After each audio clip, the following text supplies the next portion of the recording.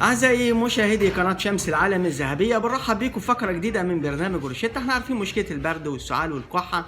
النهارده معانا بنتاكولد شراب. بنتاكولد شراب رخيص وفعال بيعالج أعراض البرد والإنفلونزا والكحة والسعال بمختلف أنواعه. النهارده بنتاكولد شراب مكوناته باراسيتامول وكلوفينرامين وديكستروميزازون فينايل أفرين، ومهم جدا في علاج أعراض الكحة والسعال. لو جيت أتكلم عن التركيبة بتاعته، كله 100 مللي شراب تحتوي على الباراسيتامول 3.2 مللي جرام، مرياليات الكلوفرين بيحتوي على 3.2 مللي جرام، ديكستو ميزوفان هيدروكسين يعني 1/10، كمان عندي الفينيل افرين هيدروكريت 5/10%.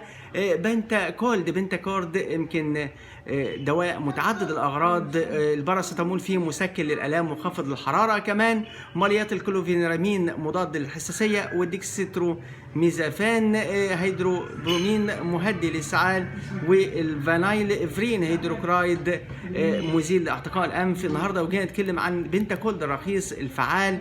دواء استعمال بنتاكولد اللي بيسمعونا النهارده اولياء الامور، الصيادله، الاطباء. النهارده بنتاكولد واحد من المنتجات المميزه اللي بيخفف مؤقتا اعراض البرد والانفلونزا، مثل الاوجاع والالام البسيطه والصداع والكحه والتهاب الحلق وسيلان الانف والعطس، وكمان حكه الانف، وكمان خافض مؤقت للحراره. لكن عندي تحذيرات مهمه جدا لكل دواء استعمال وموانع استعمال. النهارده من تحذير استخدام يعني الناس المرضى اللي بيعانوا من الكبد او اي امراض في الكبد، يعني هذا المستحضر بيحتوي على الباراسيتامول، لذا فان هذا الدواء قد يؤدي الى تليف كبدي للطفل في احد الحالات الاتيه اذا تناول اكثر من 5 جرعات في 24 ساعه، وهي الحد الاقصى المسموح به.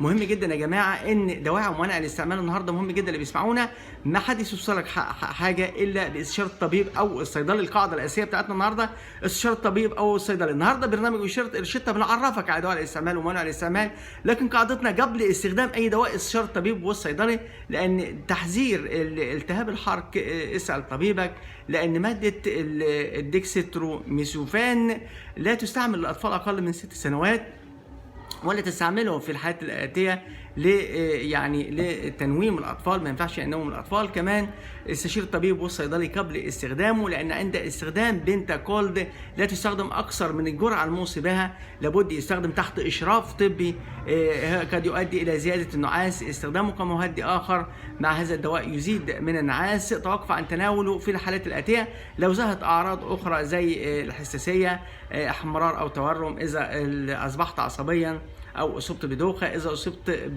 بحمى لمده 3 او اكثر ايام. توقف عن الدواء. النهارده مهم بنتاكولد النهارده في برنامج روشيتا النهارده كانت مع بنتاكولد شراب ال4 في 1 المضاد للسعال، بيخفف الالام، بيعالج الكحه، بيعالج اعراض البرد. لكن القاعده الاساسيه بتاعتنا استشير الطبيب او الصيدلي. تابعونا على قناه شمس العالم الذهبيه في برنامج روشيتا، لهدفنا الاساسي اعرف شيء عن كل شيء افضل ما تعرف كل شيء عن شيء واحد خالص. تحياتنا.